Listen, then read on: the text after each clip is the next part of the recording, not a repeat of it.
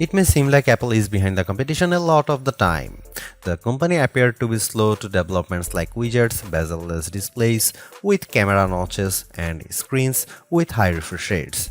And with the iPhone 16 Pro, it appears to once again be late to the party, bringing generative AI features and a real button for the camera to its 2024 flagship.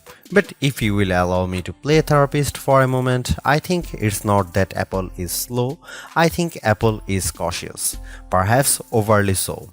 Caution on its own isn't a bad trait, in fact, it could be considered thoughtful rather than rushed to the cutting edge with its peers. Apple delivers, usually finding a slightly different approach that is often an improvement on what's out there. Just look at the Vision Pro headset or Apple Silicon, or even the iPod, the iPad, and the AirPods, which were far from the first of their kind when they launched. With the iPhone 16 Pro, the focus is on cameras and Apple Intelligence. The problem is Apple Intelligence isn't quite here yet. We can test some features in the developer beta that's currently available, but that's not necessarily the same as the experience the public will get when the update rolls out in October. It's not unprecedented for new iPhones to launch without some marquee features, sure, and thankfully there is still plenty that the iPhone 16 Pro brings. From camera control, the Fusion camera, and other video related updates to slightly bigger displays and iOS 18, the iPhone 16 Pro and Pro Max are intriguing successors, even absent the wanted intelligence features that are still to come. Arguably, the biggest change to the iPhone 16 lineup, not to mention the iPhone 16 Pro, is the introduction of camera control. This is a button on the right side of the device which has touch and pressure sensors on it to enable greater control with swipes and semi-presses. One of the things this was supposed to do was let you push slightly on the button to trigger focus, similar to what half pressing a DSLR shutter button would do. That function won't be available at launch, so I can't say if it's effective. But by the large, camera control is a very Apple approach to a feature that has been around for years. From phones by Sony and Nokia with dedicated shutter buttons to Android handsets with hardware-based double-click shortcut, the notion of quick access to your camera without having to fudge with the screen is a popular one. For good reason too. I've hated having to swipe or long press the icon on my iPhone's lock screen in the past, and even though I could set the iPhone 15 Pro section button to open the camera, it just wasn't positioned well and I'd have to give up my mute button. So, Apple isn't breaking new ground with its hardware shortcut for a frequently used app, but it does do a few things differently. With the touch sensor, you can swipe on it to tweak things like exposure, zoom levels, and tone, and the half press still works as a way to select options or go back out of menus within the camera control interface. In theory, it's a nice way to make changes in the fly. In reality, there are a few issues and they largely have to do with placement. The button sits a little further from the base of the phone than I'd like, so my fingers have to reach a bit more to press it, whether I was in landscape or portrait mode. This wasn't usually a problem when I had both hands free and could steady the iPhone with my other hand and readjust my grip. But if you are trying to take a quick shot with just one hand, the button's location can feel unintuitive. Of course, everyone has different finger lengths and ratios, so it's entirely possible that other people find this logical. It also depends on your grip. If you are cradling the bottom of the device in your palm, it's harder to maneuver. If you are covering part of the screen and reaching out for the button head on, it's slightly easier to use camera control. Still, even for those with the strongest claws, swiping and half pressing and double half pressing on the sensor is tricky.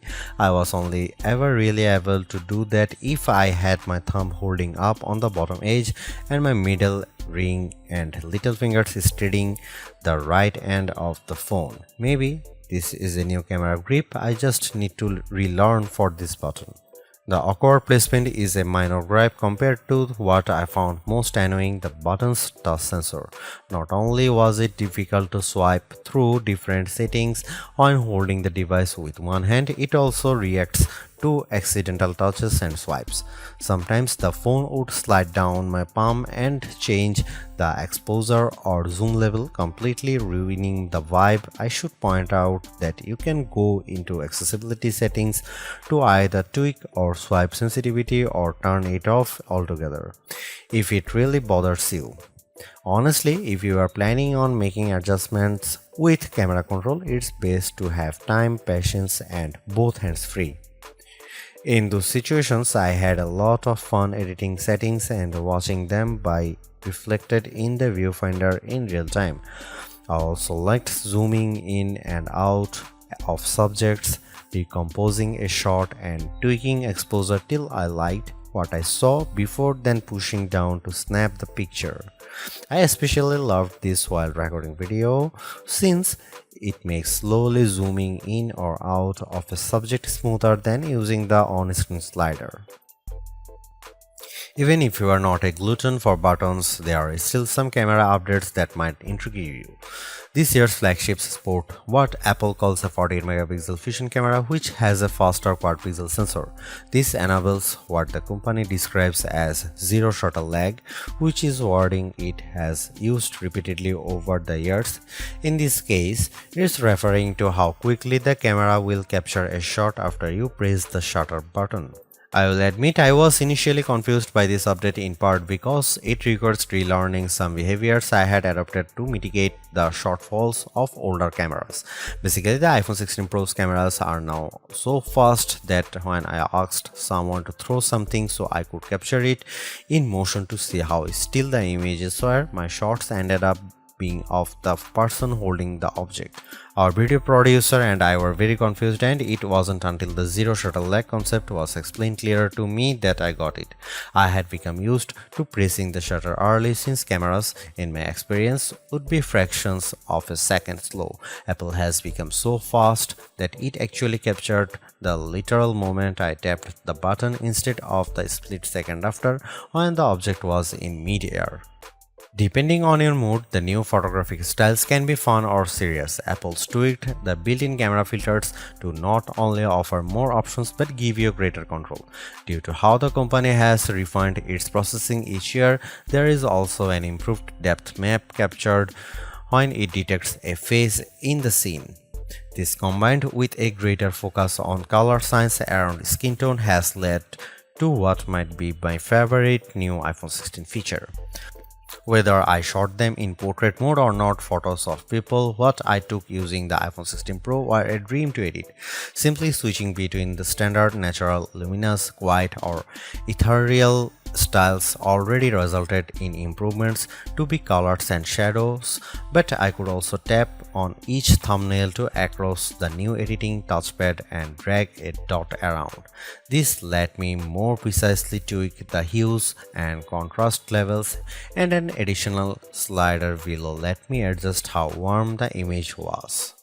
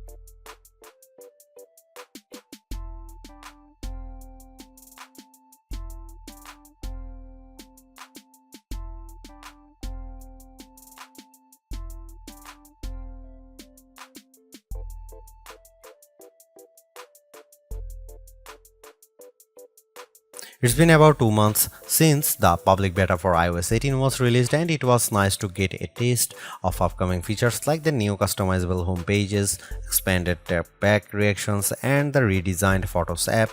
With the iPhone 16 launch, iOS 18 is basically ready for prime time with some caveats.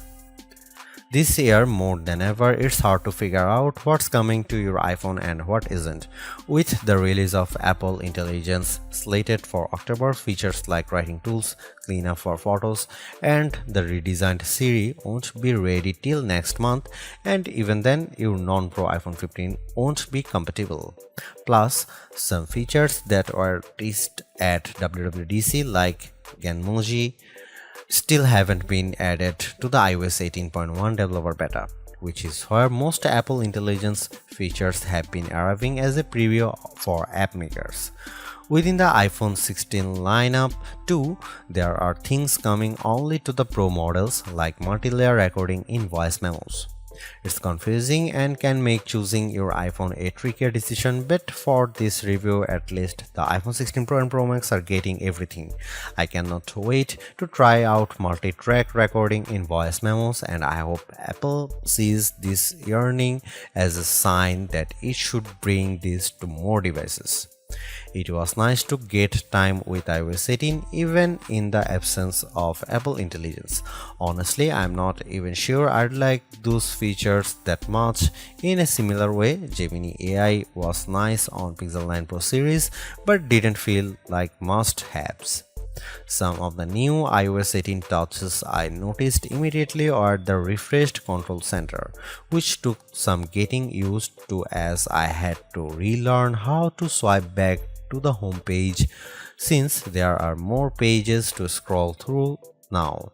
I especially enjoyed seeing the new little chat bubble appears on my voice recordings, indicating that a transcript had been generated for them, and though I haven't exchanged messages with Android toting friends yet, I'm glad to see RCS support is finally live this week.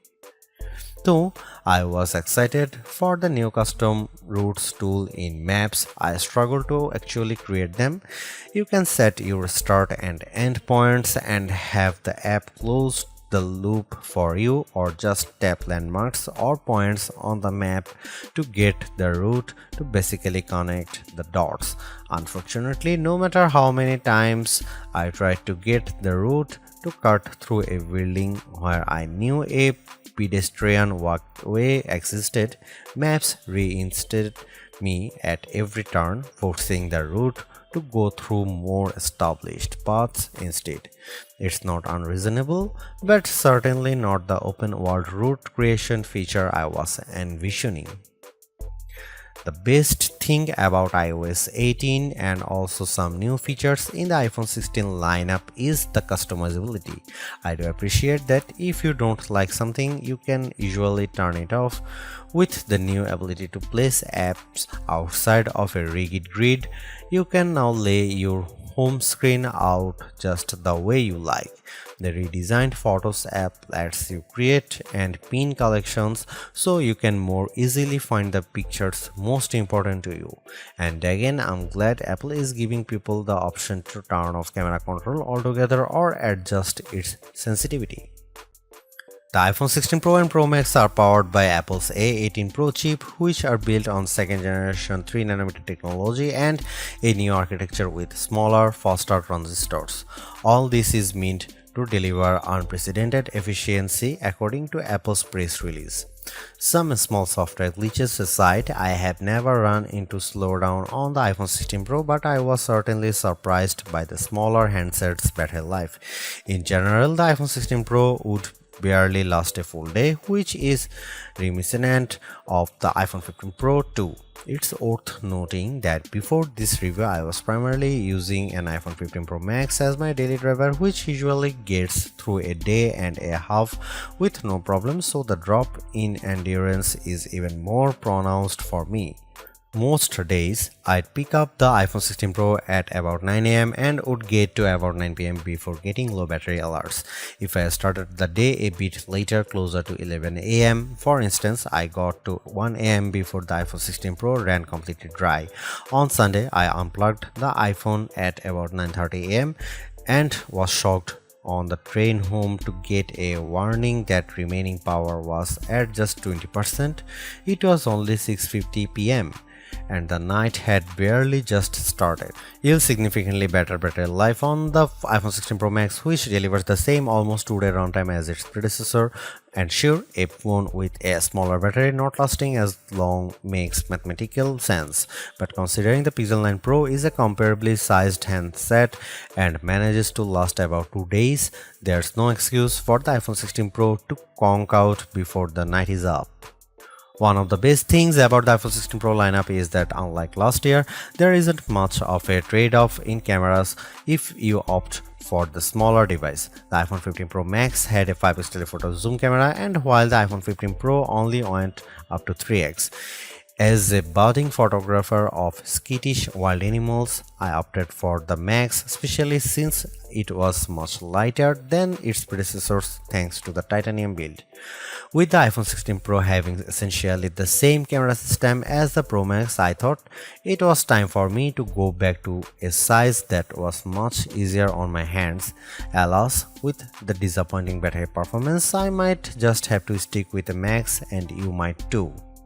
There is also the non-Pro iPhone 16 models to consider, and just as there are fewer differences than ever between the Pro and Pro Max, the trade-offs aren't as significant this year either. Apple brought the previously Pro exclusive action button on the iPhone 16 and 16 Plus, while also including the camera control on its less premium phones. The main things that set the two lines apart this year are processors, screen quality, camera sensors, and onboard mics. You will lose support for Pro RAW photos and multi-layer recording by opting for the cheaper devices too. Otherwise, you will still have all the iOS 18 and Apple Intelligence features coming to the Pros, as well as spatial audio recording, which enables the audio mix I described in the camera section earlier. Apple's caution is sometimes warranted, especially at a time when mistrust of AI-generated content runs rampant. The company taking its time to get Apple Intelligence right is understandable, but its deliberation doesn't always lead to winners. While I appreciate the attempt to differentiate camera control with the touch sensor for more versatility, I am not yet convinced on its usefulness. The good news is, and I cannot stress this enough, you have the option to tune it to your liking, and that's the theme I'm seeing in recent Apple features that hint at more thoughtfulness than usual. If you don't like something, or if something isn't right for your needs, you can adjust or disable it. In iOS 18, you have greater control over your home screen's app layout and can pin custom collections for easier reach. In the Photos app, the action button introduced last year could have been a spectacular fail had Apple not let you still keep it as a mute switch, but it managed to give people more functionality while maintaining the status quo for those who are just as resistant to change. Change is scary, change is hard, but without change there is no progress. Apple's cautious approach is a tricky balancing act that's evident on the iPhone 16 Pro. Some new features like audio mix and custom routes in Maps delivers mixed results, otherwise like photography styles are hits. Then there are the basic ingredients like good battery life and durable, attractive designs that Apple cannot neglect. The iPhone 16 Pro's subpar battery life holds it back from beating the competition, which is stiffer than ever this year, especially from Google. Luckily for Apple, most people who have iPhones are going to stick with iPhones. It's just easier. For those already sucked into the ecosystem, the iPhone 16 Pro are worth the upgrade from a model that's at least 2 years old. If you already have an iPhone 15 Pro, for the sake of our planet and your wallet, you might prefer to hold off on upgrading, especially since this year's devices aren't that much different.